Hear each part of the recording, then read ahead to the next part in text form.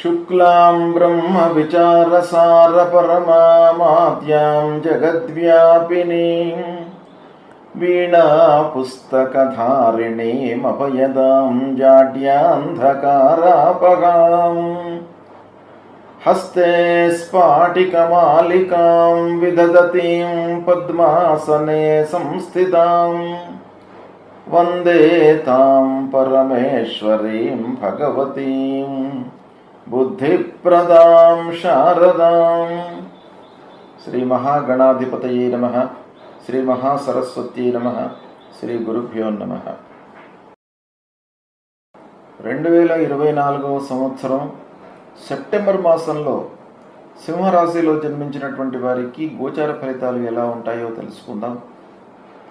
ఈ సెప్టెంబర్ మాసంలో సింహరాశి జాతకులకు సూర్య భగవానుడు 1, 2 స్థానాలలో సంచరిస్తున్నాడు, ప్రతికూలంగా ఉన్నాడు. అంగారకుడు ఏకాదశ స్థానంలో సంచరిస్తున్నాడు. అంగారకుడి యొక్క సంచారము అనుకూలంగా ఉంది. ఇక బుధుడు 2, 3 స్థానాలలో సంచరిస్తున్నాడు, అనుకూలంగా ఉన్నాడు. గురువు దశమ స్థానంలో సంచరిస్తున్నాడు.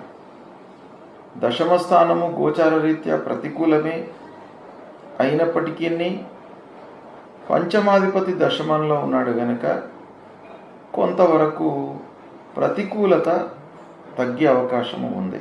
శుక్రుడు 3, 4 స్థానాలలో సంచరిస్తున్నాడు, అనుకూలంగా ఉన్నాడు.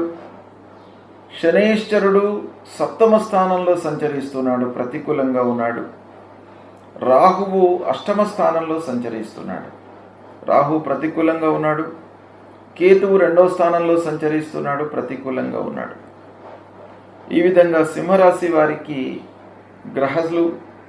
ఎక్కువ గ్రహాలు ప్రతికూలంగానే ఉన్నాయి కనుక మొత్తం మీద ఓవరాల్గా మనం ఆలోచించినట్టయితే ఈ సెప్టెంబర్ మాసంలో ప్రతికూలంగానే ఉంటుంది కనుక జాగ్రత్తగా నిర్ణయాలు తీసుకోవాలి. వివేచనాయుక్తంగా ప్రణాళికలు వేసుకొని పనులు చేయాలి. బ్లైండ్గా పనులు చేయకూడదు. బంధువర్గం యొక్క సహాయ సహకారాలు మటుకు ఉంటాయి ఈ మాసంలో. అది ఒక శుభ పరిణామం, శుభ సూచకం కనుక దగ్గరి బంధువులు, ఆత్మీయులు, స్నేహితుల యొక్క, అనుభవజ్ఞుల యొక్క సూచనలను తీసుకోండి. తీసుకున్నట్టయితే మీకు కొన్ని పనులు నెరవేరుతాయి.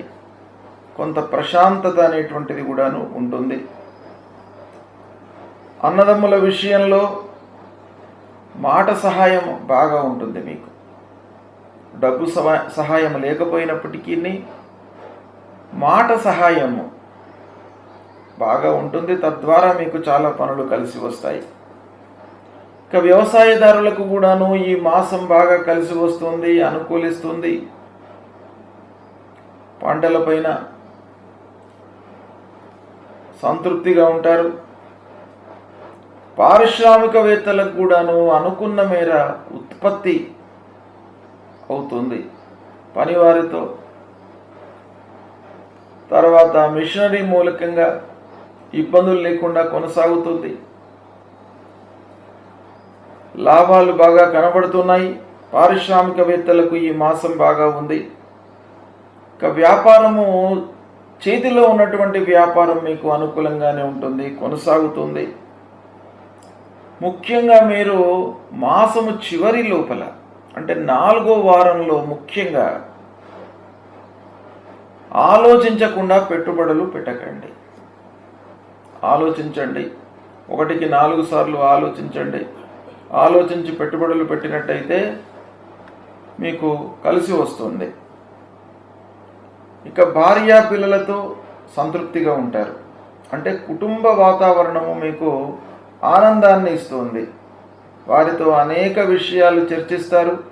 భార్యా పిల్లలతో మీ సమస్యలే కానివ్వండి, లేదా మీరు చేస్తున్నటువంటి పనుల విషయం లోపల వారితో చర్చించడం మూలకంగా ఒక అవగాహనకు రావడము, మంచి నిర్ణయాలు తీసుకోవడం జరుగుతుంది.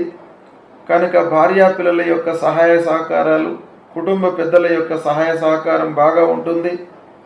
ఇక సంగీత కళాకారులకు ఆదాయం పెరుగుతుంది, సంతృప్తిగా ఉంటారు.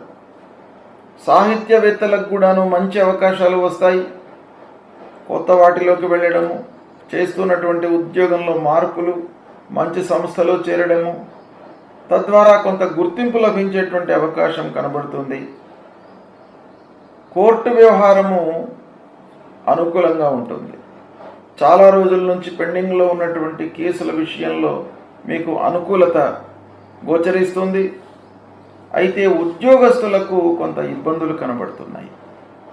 ఉద్యోగం చేస్తున్నటువంటి వారు ముఖ్యంగా ఆఫీసులో అందరితోనూ అనుకూలంగా మీరు ఉండడము చాలా అవసరము. ఇప్పుడు ఈ మాసం లోపల తోటి ఉద్యోగులతో, పై అధికారులతో, వచ్చేవారితో, పని విషయమై ఆఫీసుకు వచ్చేటువంటి వారితో, అందరితో కూడాను మీరు చాలా జాగ్రత్తగా ఉండాలి, పనులు నిర్వర్తించుకోవాలి. ఇకపోతే ముఖ్యంగా చేసేటువంటి వృత్తి లోపల, అంటే స్వయం వృత్తిలో ఉన్నటువంటి వారికి బరువు బాధ్యతలు బాగా పెరుగుతాయి. అనవసరమైనటువంటి ఇబ్బందుల మూలకంగా కొంత ఆరోగ్యాన్ని నిర్లక్ష్యం చేసే అవకాశాలు ఉన్నాయి. కనుక ఎంత బరువు బాధ్యతలు పెరిగినప్పటికీ ముఖ్యమైన విషయము ఆరోగ్యము, ఆహార నియమాలు, వీటిని మీరు విస్మరించకూడదు. ఇక ప్రారంభించినటువంటి పనులలో ఆటంకాలు బాగా గోచరిస్తున్నాయి. కనుక రెట్టింపు శ్రద్ధతో పనులు చేయడము ఈ మాసంలో అవసరము. ఆదాయ విషయంలో హెచ్చు తగ్గులు కనబడుతున్నాయి. అంటే ఒక కార్నర్ నుండి డబ్బు రావడము, ఇంకో కార్నర్ నుండి వెళ్ళిపోవడము, తర్వాత మీరు ఊహించిన మేర డబ్బు వచ్చినప్పటికీ అది చేతిలో నిలవకపోవడము, పెండింగ్లో ఉన్నటువంటి పనుల లోపల ఆటంకాలు, ఈ విషయం ద్వారా మీకు కలిగే అవకాశాలు ఉన్నాయి. కాబట్టి కొంత జాగ్రత్తలు తీసుకోవాలి.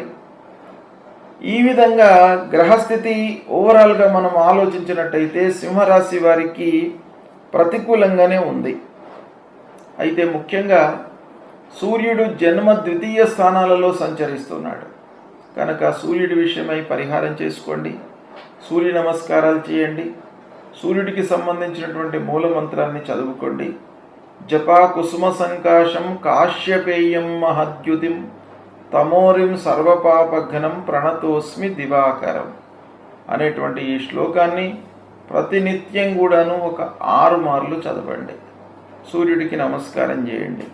ఆదిత్య హృదయము వీలైతే ప్రతినిత్యం చేయండి, లేని పక్షంలో ఆదివారమైనా కూడాను చదువుకోండి.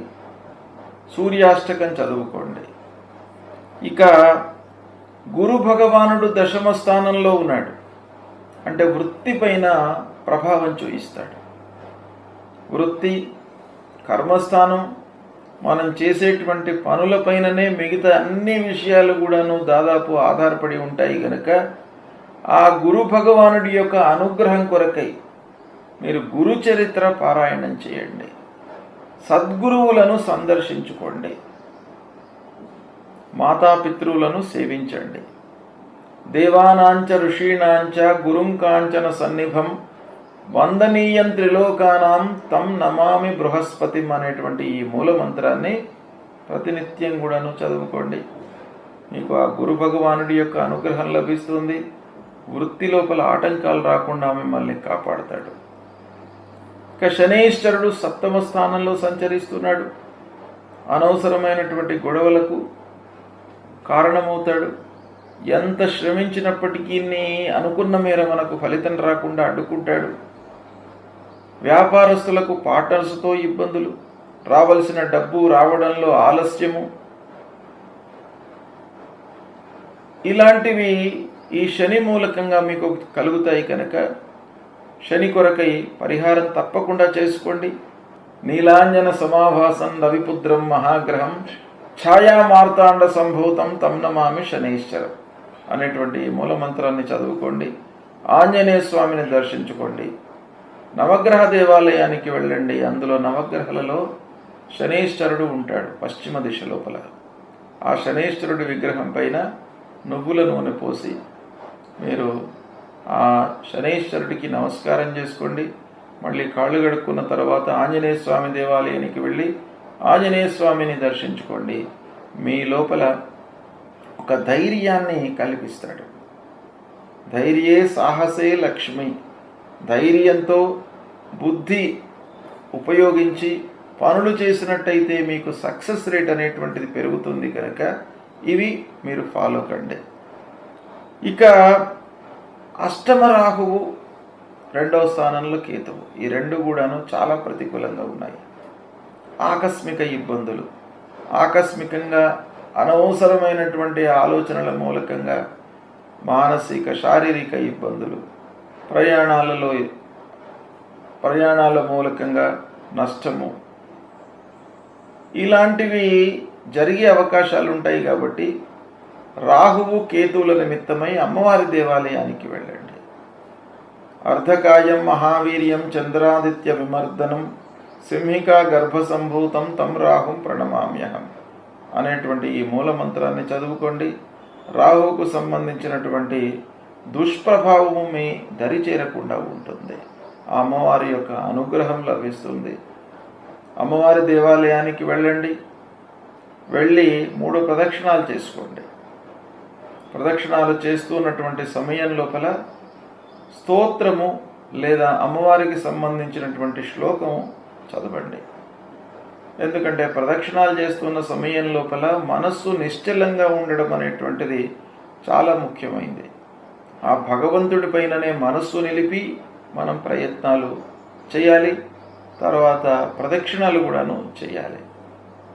కనుక మనస్సు చంచలమైంది కనుక ఎన్నో ఆలోచనలు వస్తుంటాయి ప్రదక్షిణం చేస్తున్నటువంటి సమయంలో. కనుక మనం ఏం చేయాలి? ఆ ఆలోచనలను డైవర్ట్ చేయడానికి అమ్మవారికి సంబంధించినటువంటి స్తోత్రం కానీ అమ్మవారికి సంబంధించినటువంటి శ్లోకం కానీ చదువుతూ ప్రదక్షిణం చేయండి. దుర్గే స్మృత హరతి భీతిమశేష జంతో స్వస్థై స్మృత మతిమతీవ శుభాం దదాసి దారిద్ర్య దుఃఖ భయహారిణికా త్వదన్య సర్వోపకార కరణాజ సదాద్ర చిత్త అనేటువంటి శ్లోకాన్ని చదువుతూ మీరు నిశ్చలమైనటువంటి మనస్సుతో అమ్మవారికి 3 ప్రదక్షిణాలు చేసి నమస్కరించుకోండి. తప్పకుండా ఆ రాహుకు సంబంధించినటువంటి అష్టమ స్థానంలో సంచరిస్తున్నటువంటి ఆ రాహు మూలకంగా కలిగే దుష్ప్రభావము మీకు దరి చేరకుండా ఉంటుంది, మీకు ఎఫెక్ట్ లేకుండా ఉంటుంది. కనుక మీరు దేవాలయానికి వెళ్ళండి, గణపతిని స్మరించండి, ఆటంకాలు లేకుండా ఉంటాయి. కనుక ఈ 2 మీరు చేసినట్టయితే తప్పకుండా మీకు పరిహారం జరుగుతుంది. మిగతా గ్రహాల మూలకంగా మీకు మంచి ఫలము, అంగారకుడు, బుధుడు, శుక్రుడు ఈ గ్రహాలు మంచి స్థానాలలో ఉన్నారు కనుక వాటి మూలకంగా కొంత మంచి జరుగుతుంది. చెడు స్థానాలలో సంచరిస్తున్నటువంటి గ్రహాల మూలకంగా కలిగే దుష్ప్రభావము పరిహారం కావడానికి దేవాలయానికి వెళ్ళండి. మీకు శుభ ఫలితం కలుగుతుంది. శుభం.